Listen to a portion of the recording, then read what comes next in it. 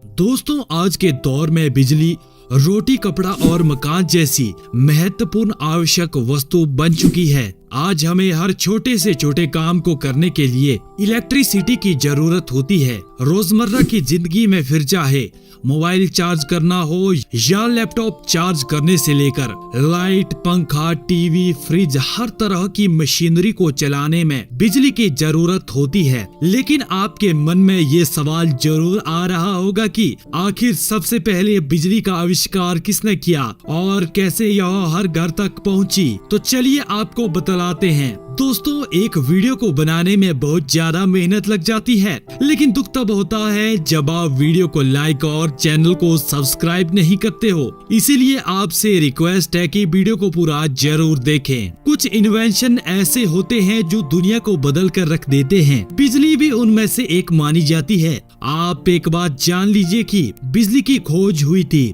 आविष्कार नहीं, क्योंकि यह दुनिया में पहले से ही मौजूद थी, जैसे आग, हवा, पानी इत्यादि। हम आपको बता दें कि बिजली की खोज में कई बड़े बड़े वैज्ञानिकों का योगदान रहा है। कहते हैं कि बिजली की खोज किसी एक वैज्ञानिक द्वारा नहीं की गई थी। इसकी खोज के बाद इसमें पीढ़ी दर पीढ़ी सुधार किए गए। इसे बनाने के नए नए तरीकों को इन्वेंट किया गया। लगभग 600 ईसा पूर्व एक महान वैज्ञानिक थेल्स ने पता लगाया कि कांच या अंबर के टुकड़े को रेशम या बिल्ली के बालों पर रगड़ने से उसमें एक ऐसी पावर आ जाती है जो अपने से हल्की वस्तु जैसे कागज के टुकड़े को अपनी ओर खींचती है। लेकिन उस थ्योरी पर कुछ खास ध्यान नहीं दिया गया। उस जमाने में कुछ लोगों ने तो इसे काला जादू तक कह दिया था। बाद में थेल्स ने इस पर काफी रिसर्च किए, जिसके बाद इन्हें पता चला कि ये काला जादू नहीं, साइंस है, क्योंकि अंबर को ग्रीक में इलेक्ट्रॉन कहा जाता है। इसीलिए थेल्स ने अपनी रिसर्च के बाद अपनी इस खोज को इलेक्ट्रिसिटी का नाम दे दिया। जिसके बाद सन 1752 में बेंजामिन फ्रैंकलिन नामक एक वैज्ञानिक ने ये साबित कर दिया था कि आसमान में चमकने वाली बिजली और बिजली की चिंगारी दोनों एक ही रूप है। इन्होंने इसका एक्सपेरिमेंट करने के लिए बरसात के दिनों में एक पतंग पर गीली रस्सी बांधी और उसी रस्सी में एक चाबी बांध ली और इस पतंग को आंधी तूफान में उड़ा दिया। जैसे ही आसमान में बिजली चमकी तो उस पतंग के जरिए भीगी हुई रस्सी से होते हुए करंट चाबी तक पहुंच गया और फ्रैंकलिन को भी बिजली का झटका महसूस हुआ और इससे इन्होंने यह साबित किया कि आसमानी बिजली और इलेक्ट्रिसिटी लगभग एक ही जैसी होती है। अपनी जान को जोखिम में डालकर इन्होंने आखिरकार यह खोज कर ही ली। इसके बाद सन 1800 में इटालियन वैज्ञानिक एलेसांद्रो वोल्टा ने एक जबरदस्त खोज की थी। इनकी खोज में पता चला कि केमिकल रिएक्शन से भी बिजली बनाई जा सकती है। वोल्टा ने इलेक्ट्रिक सेल का आविष्कार किया। इसी वैज्ञानिक के नाम से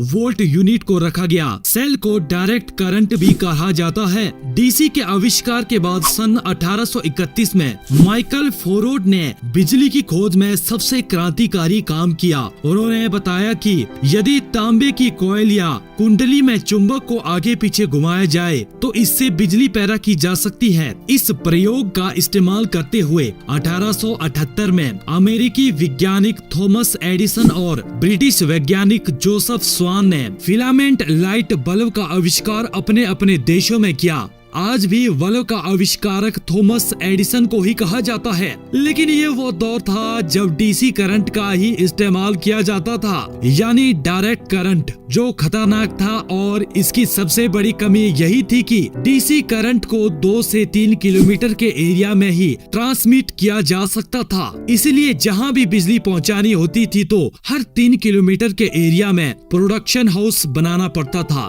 एडिसन की कंपनी में एक और महान वैज्ञानिक काम किया करते थे, जिनका नाम था निकोला टेस्ला। टेस्ला को डीसी करंट की सभी कमियों के बारे में पता था, इसलिए वो एसी करंट पर काम कर रहे थे। एसी यानी अल्टरनेटिंग करंट। टेस्ला चाहते थे कि एक ऐसा करंट बनाया जाए जो सुरक्षित हो और जिसे काफी दूर तक करंट सप्लाई किया जा सके। जब टेस्ला ने सारा एक्सपेरिमेंट एडिसन को समझाया तो एडिसन ने एसी करंट को अपनाने से साफ इनकार कर दिया, जिसके बाद टेस्ला ने एडिसन की कंपनी को छोड़ दिया।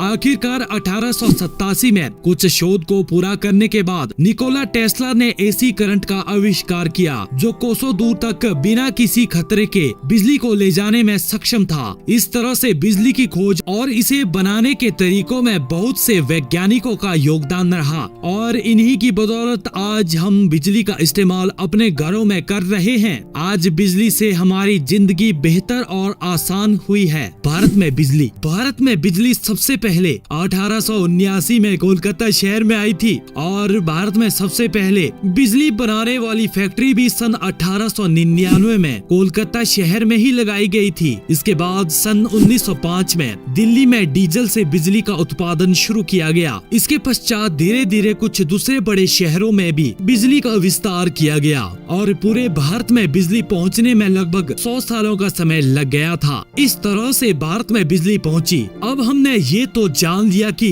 बिजली की खोज कैसे हुई, परंतु अब आप यह भी जान लीजिए कि आज के दौर में बिजली कैसे पैदा की जाती है। 2 तरह से बिजली का उत्पादन किया जाता है। Number 1 primary source, number 2 secondary source. चलिए आपको बतलाते हैं कि ये क्या होते हैं। ऐसे सोर्स जिन्हें नेचर से हासिल किया जाता है उन्हें प्राइमरी सोर्स कहा जाता है, जैसे सौर ऊर्जा, हवा और समुद्र की लहरें। इनका प्रयोग बड़े लेवल पर ऊर्जा प्राप्त करने के लिए नहीं किया जाता है क्योंकि यह कम क्षमता वाले होते हैं। सेकेंडरी सोर्स पानी, कोयला, तेल और गैस ऊर्जा के सेकेंडरी सोर्सेज हैं। इन सेकेंडरी सोर्सेज का इस्तेमाल करके ही लगभग सारी बिजली बनाई जाती है। इन सोर्सेज में इलेक्ट्रिसिटी प्रोडक्शन को अलग अलग टाइप में कैटेगराइज किया गया है, जैसे hydro electric power plant, thermal electric power plant, diesel power plant, nuclear power plant. तो दोस्तों ये थी जानकारी बिजली किन किन रिसोर्सेज से बनाई जा सकती है। तो कैसी लगी आपको यह वीडियो और आपके घर में बिजली पहली बार कब आई, कमेंट करके जरूर बताएं।